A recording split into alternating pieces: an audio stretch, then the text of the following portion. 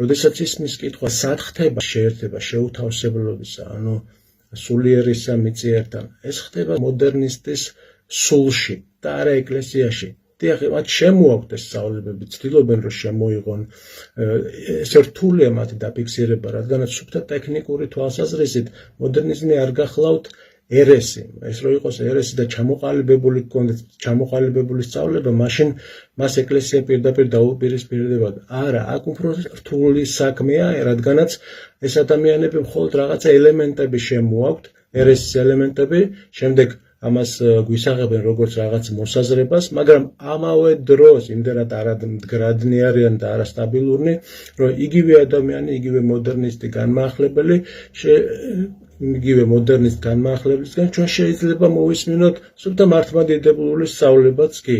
ამიტომ ადამიანი სწორედ აქ იბნევა. მაგრამ სინამდვილეში ეს არის დამახასიათებელი თვისება მოდერნისტებისა, როგორც მე ვთქვით, რადგანაც მათ რო პირდაპირ ისაუბრონ ის, რაც მათ სურს ეკლესიაში, ხო, მაშინ ერიც ადგებოდა და ეკლესია მთლიანად ადგებოდა მათ წინააღმდეგ და დაისმებოდა სწორად საკითხები, მაგრამ ეს არ ხდება, რადგანაც ეს ადამიანები სწორედ მზაკრულად მოქმედებენ და ამ მზაკრობაში ეს იმდენად მზაკრულია, რომ შეცდომა იქნება იფიქროს ნებისმიერმა ქრისტიანმა მართლმადიდებელმა ადამიანმა, რომ ეს სულისკვეთება არ შემოაღწევს მასშიც. ანუ ეს იმდენად მზაკრულია, რომ შემოდის ნელ-ნელა და მთლიანად იპყრობს ნელ-ნელა ეკლესიას. ანუ ეკლესიის ორგანიზმს კი არ იპყრობს, მაგრამ იპყრობს ეკლესიის როგორც ორგანიზაციის სახეს. ისინი შემოდიან სხვადასხვა თანამდებობებზე, იკავებენ ადამიანები იკავებენ ისეთ პოზიციებს, როგორც უკვე აღვნიშნე, რომლებიც საკმაოდ მნიშვნელოვანია და ნელ-ნელა თავის დოქტრინას, ასე ვთქვათ, ანვითარებენ და ავრცელებენ ეკლესიაში და დიდი ალბათობაა, როდესაც ადამიანი მოდის ეკლესიაში, მოხდეს სწორედ ამ სამყაროში, ამ მოდერნისტების სამყაროში, ამ ახალი ადამიანის სამყაროში, იმიტომ რომ ამ ახალმა ადამიანმა ყველაფერი შექმნა ამისთვის და ის შექმნა თავისთვის, სინამდვილეში, ანუ თავის მსგავსი ადამიანებისთვის.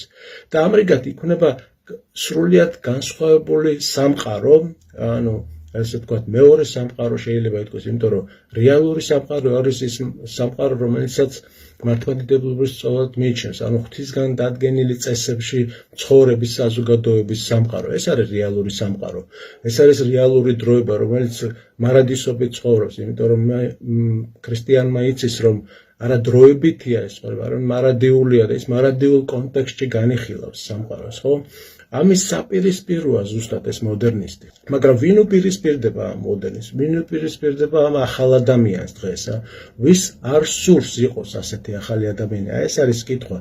ასეთი ადამიანები შეიძლება იყოს ანტიმოდერნისტები, ანუ ის მართლმადიდებელი ადამიანები, რომლებიც ამას სწორედაც ეწინააღმდეგებიან. ანუ ამ სულისკვეთებას ეწინააღმდეგებიან. ისინი ნათლად ხედავენ, რომ ღმერთმა ადამიანს მისცა ყველაფერი იმისათვის, რომ იყოს ბედნიერი, იმისათვის, რომ ცხონდეს, იმისათვის, რომ იშრომოს ამ ქვეყანაში და რაღაცას მიაღწიოს. ამისთვის ყველაფერი უკვე მოცემულია ღვთისგან და ამ რეალობას ეს ადამიანი ჭეშმარიტი მართლმადიდებელი ღებულობს. მას არ ჭირდება გამოგონილი სამყარო რაღაცა სხვადასხვა მასობრივი კულტურებით, მასობრივი რელიგიებით, რომელიც ერთ-ერთი ნაწილით შეიძლება მივიჩნიოთ მართლმადიდებლური მოდერნიზმი, ანუ მოდერნიზმის ორთოდოქსია, როგორც ამას უწოდებენ. ანუ ეს ამას ეწინააღმდეგება ეს ადამიანი. მართლმადიდებელ ადამიანს არ ჭირდება რაღაცა გამოგონებები, არ ჭირდება გაიოლება იმ წესების, რომელიც უკვე დადგენილია ეკლესიაში. მას არ ჭირდება ამის შეცვლა, ხო? ის კმაყოფილია დოგმატებით, კმაყოფილია ცნებებით, რომელიც არის დადგენილი და იმ შეზღუდვებით, რომელიც დაადგინა ღმერთმა ადამიანისთვის ეკლესიაში. ამისთვის ყველაფერთვის მადლობელია და კმაყოფილია. ის არ ებრძვის ამ მდგომარეობას არანაირად. განსხვავებით ამ ახალი ადამიანისგან, რომელიც ვერ ეგუება ვერანაირად ამ წესებს, ვერ ეგუება, რადგანაც თვლის, რომ ღმერთი უსამართლოა. ანუ ეს მოდერნისტი სინამდვილეში თვლის, რომ ღმერთი ზღუდავს მის თავისუფლებას, მაგრამ ყველაზე დიდი ტრაგიზმი ის არის, რომ ასეთი ადამიანები შემდეგ თითქოს და აი თავისუფლებისთვის ბრძოლობენ, მაგრამ სინამდვილეში ამ მოდერნისტების მონობაში ექცევიან. მათ უჭერენ მხარს და მათ ნებისმიერ სიტყვას ასრულებენ. აი აქ არის პარადოქსული მდგომარეობა.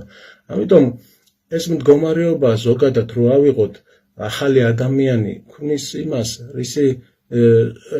რაშიც ის კარგად გრძნობს თავს და რაშიც ის სხვას აგრძნობინებს კარგად და სწორედ ამისთვის არის შექმნილი ეს მოდერნიზმი. ამისთვის ესე უნდა გავიგოთ და ის არ არის არანაირად მდგრადი ეს მოდერნიზმი, არ არის ერთგული თავისი იდეებისაც კი ახლა ამის წინ საუბარი გქონდა სასულიერო პირთან და სწორედ ეს არის რომ ერთ აზრს გამოხატავს მართლმადიდებლურს თითქოს მეორეს ეს მწვალებლურს და არასდროს არ არის მდგრადი, მაგრამ ერთი დამახასიათებელი თვისება აქვს მოდერნისტებს. ეს არის ის რომ ისინი არასდროს არ ნანობენ თავის ჩადენილ ცოდვას, იმ ერეტიკულ აზროვნებას, რომლის ელემენტები მათ საუბარში, მათ სწავლებაში უკვე არის. აი ეს არის განმასხვავებელი. დიახ, ისინი მათ შეიძლება შეცვალონ პოზიცია, ანუ არამდგრადობა გამოიჩინონ, ისინი არასტაბილურნი არიან, მაგრამ არასდროს არ ნანობენ, განსაკუთრებით საჯაროდ, რადგანაც საჯაროდ საუბრობენ. აი ეს არის მზაკობა მოდერნიზმის და ადამიანებმა სამწუხაროდ დღევანდელ სამყაროში ეს იმდენად ბუნებრივი გახდა, იმდენად ეს გარემო, ეს სულისკვეთება, რომელიც შემოთავაზებულია უკვე, იმდენად ბუნებრივი გახდა, რომ ვეღარ ცნობს ამ არომატს ჭეშმარიტებისას ადამიანი და სამწუხაროდ ბევრი, როგორც გვეაღვნიშნე, ხებულობს ამ სწავლებას და სწორედ ამ სამყაროში გრძნობს თავს კომფორტულად, რადგანაც ეს არის მისი, ასე ვთქვათ, ნანატრი ქვეყანა.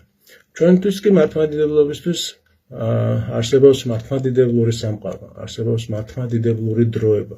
ჩვენთვის ყველაფერი განისაზღვრება მართლმადიდებლობის ჭრილში და სხვანაირად არ შეგვიძლია. ჩვენ არაფრის შეცვლას არ ვაპირებთ და არც არავის არ მოუწია ამის უფლება, რომ შევცვალოთ რამე, რადგანაც ის რაც მოგვეცა, ის უცვლელად უნდა შევინახოთ და გადავწერ ჩვენს მომავალ თაობას.